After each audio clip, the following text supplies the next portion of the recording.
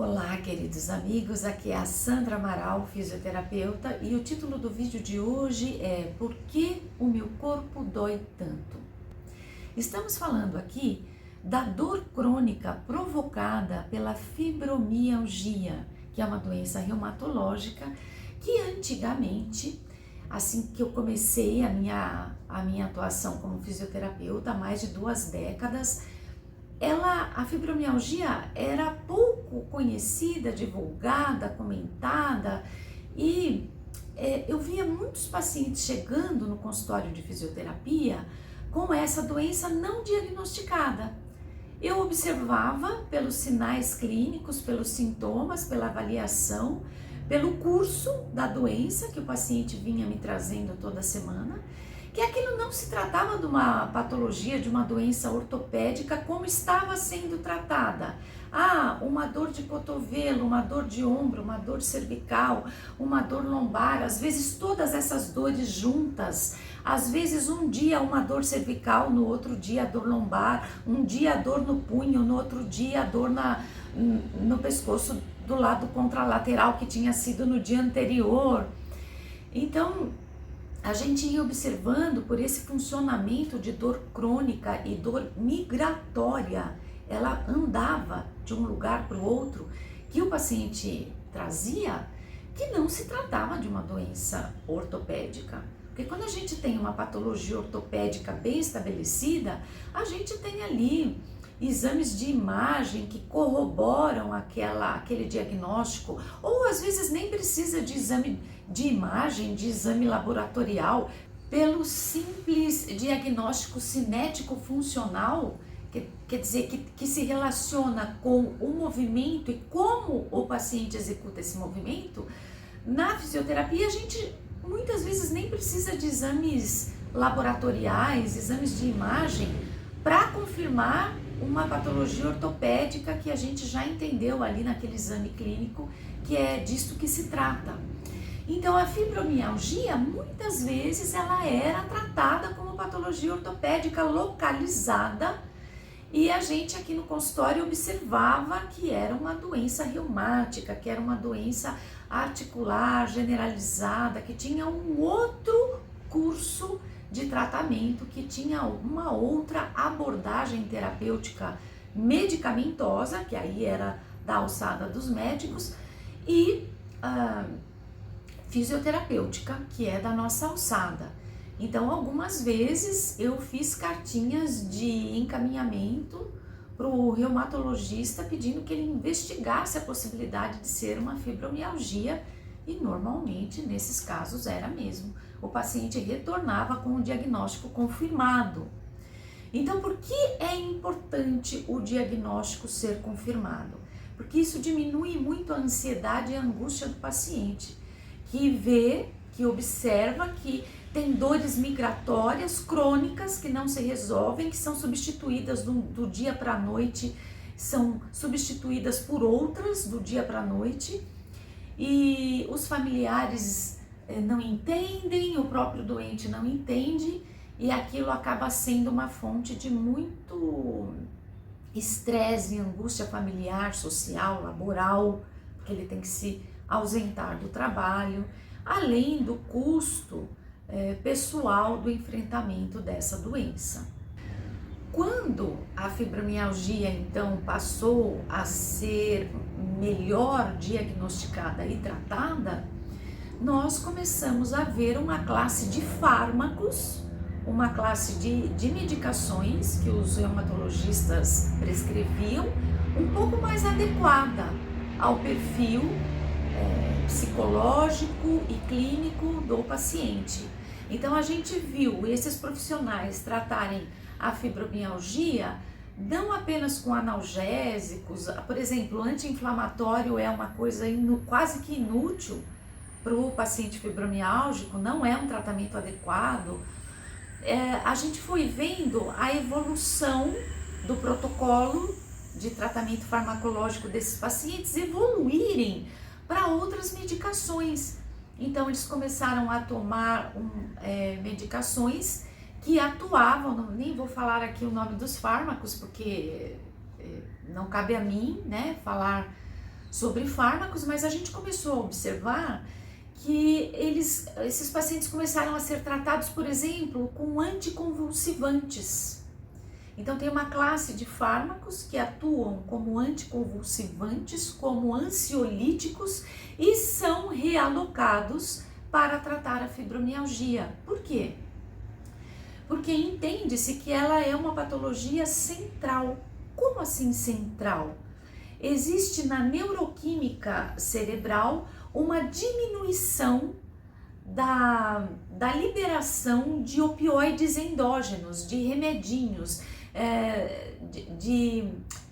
de opioides mesmo, de analgésicos que o nosso próprio corpo produz, que o cérebro libera na nossa corrente sanguínea, e as pessoas, vamos dizer assim, normais, elas têm uma liberação bastante adequada dessa substância pelo sistema nervoso central.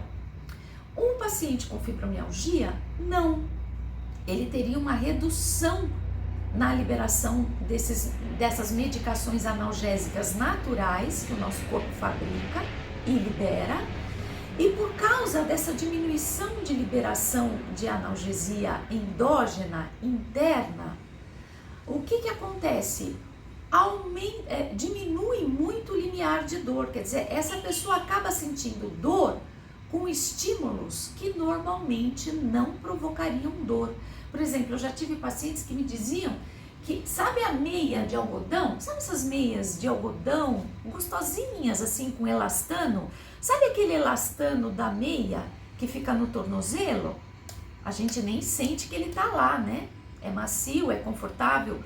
Para um paciente fibromiálgico, esse elastiquinho da meia de algodão é um tormento. Precisava cortar para deixar aquilo solto, porque o cérebro interpretava como um estímulo doloroso, algo que não é. Então você vê aí que se trata de uma patologia central, de uma diminuição das interações químicas do cérebro que estão relacionados com as vias do glutamato e do GABA. E essas vias, então, quando elas são inibidas por essas medicações, elas estariam trazendo conforto e bem-estar ao paciente. Agora, por que aqui no consultório Sandifísio, por que aqui eu me preocupo tanto com a questão emocional? Então a gente faz vídeos, a gente tem literatura, livros publicados a esse respeito, fazemos rodas mensais aqui no consultório de terapia comunitária integrativa para trabalhar o emocional. Por quê? Porque comprovadamente doenças como a fibromialgia ou uma doença de fadiga crônica, de dor crônica, ela cursa com um enfrentamento emocional diante dos conflitos que surgem na vida. Esse enfrentamento sendo positivo, a dor diminui. Esse enfrentamento emocional sendo negativo, quer dizer, a pessoa tendo dificuldades de enfrentar alguma, ou saber como lidar com algumas questões emocionais, a doença aflora. Isso é muito, muito visível. Às vezes a gente está tratando um paciente fibromiálgico muito estabilizado, controlado, então às vezes a gente está tratando só uma dor desse paciente, o que já é um ganho enorme, porque ele tem dores multiarticulares e musculares também, e a gente está feliz, está tratando só uma dor, estamos no lucro com o paciente fibromiálgico. E aí acontece um dissabor psíquico, emocional, um conflito ali de relações que pode ser laborais, domésticas, sociais, no grupo que ele frequenta, que ela frequenta, e a dor vem aflorada, ou a dor que estamos tratando piora muito, ou ela é substituída por mais uma, duas ou três de intensidade muito maior, que precisa do nosso deslocamento de atenção e recursos para essas dores novas que surgiram. Então, paciente fibromiálgico, via de regra, é um paciente que precisa da fisioterapia. Assim como o paciente que tem uma hemiplegia, que sofreu um AVC, uma paralisia cerebral, que precisa de fisioterapia para o resto da vida, o paciente fibromiálgico normalmente também precisa da fibromialgia acompanhando ao longo da vida, porque não é uma doença que tem cura, mas é uma doença que tem controle. E se a gente dá para esse indivíduo um corpo sem tensões, músculos fortes e flexíveis, consciência postural, saúde psíquica, enfrentamentos emocionais positivos, o que acontece? A chance desse paciente estar equilibrado pelo ano todo é muito, muito grande, e isso é bastante satisfatório. Temos casos de pacientes que estão muito graves, com crises muito agudas de dor muscular, às vezes musculoesquelética, porque também atinge as articulações, e esse paciente vai fazer uma viagem para o exterior. Nessa viagem para o exterior ele não sente absolutamente nada, e quando volta a dor começa. Isso nós temos vários casos em que isso aconteceu, não apenas no meu consultório, mas a literatura da área da saúde relata estes eventos. Então isso é muito comum.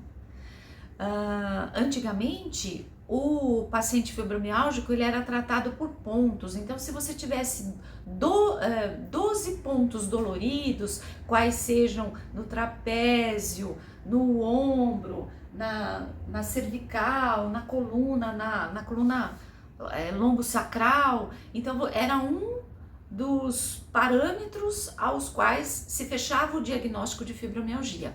Hoje não se fala mais de pontos.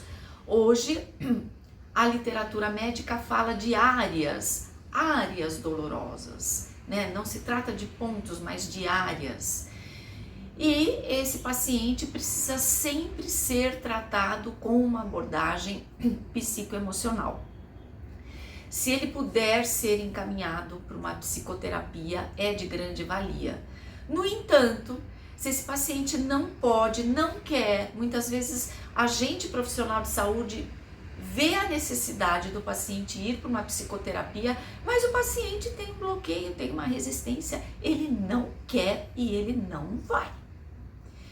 Então, a gente aqui precisa esclarecer o quanto isso seria importante, e a gente precisa ter em mãos alguma abordagem que ajude os enfrentamentos deste paciente. Então, olhar as questões psicológicas, emocionais, sentimentais da vida deste indivíduo é muito respeitoso quando isto é incluso no tratamento que se dá a ele, que pode ser o tratamento médico, que pode ser o tratamento fisioterapêutico, que pode ser com a atividade física, com o personal trainer ou com o professor de educação física, não importa, mas todos nós que somos da área da saúde deveríamos ter uma condição de acolher a dor emocional, além da dor física, que tanto nos empenhamos em cuidar, tratar e melhorar. A literatura também nos traz que um dos fatores que seriam contribuintes para o paciente desenvolver a fibromialgia, que pode ser desenvolvida, que pode ocorrer em qualquer fase da vida, mas normalmente é mais na fase adulta, embora possa ocorrer em qualquer fase da vida, e normalmente é uma patologia mais ligada ao sexo feminino do que ao masculino, mas também temos casos de homens com fibromialgia. Um dos gatilhos, um dos motivos pelos quais essa doença pode surgir ou ser aflorada diz respeito a eventos adversos na infância, de abandono ou violência. Então, quando essa criança passa por situações de abandono ou violência física ou verbal, ela tem uma probabilidade de desenvolver fibromialgia na fase adulta. Então, este abandono não necessariamente passa pelo abandono institucional. Então, a mãe não tem, né, não conhece o pai, a mãe abandonou, uma instituição recolheu, não necessariamente. Nós temos casos de pessoas com um bom alicerce familiar, famílias muito bem constituídas, que estão ali com tudo organizado, levando seus filhos à universidade, todos juntos ali, e a criança se sente abandonada. Isso pode acontecer. Então, pelo nascimento, quando tem muitos filhos, assim, um atrás do outro, né? Então, por exemplo, tem 2 ou 3 filhos que vieram assim, escadinha, um depois do outro, normalmente o mais velho se sente preterido. Não quer dizer que a mãe esteja maltratando, ou que o pai, ou que os familiares não estejam dando atenção, mas é como a criança se sente. Às vezes ela se sente preterida, abandonada, entre aspas, mas é como ela se sente. E isso então seria um gatilho de desenvolvimento da fibromialgia na fase adulta. Então, a gente vai observando a grande necessidade de nós tratarmos da nossa cabeça, dos nossos pensamentos, dos nossos sentimentos, para que possamos ter uma saúde não apenas mental, inclusive mental, mas principalmente física. Bem, queridos amigos, era isso que eu tinha para dizer para vocês hoje. Se vocês gostaram, curta, compartilhem, comente e siga-nos nas redes sociais. Muito obrigada pela sua atenção e até o nosso próximo vídeo. Até lá!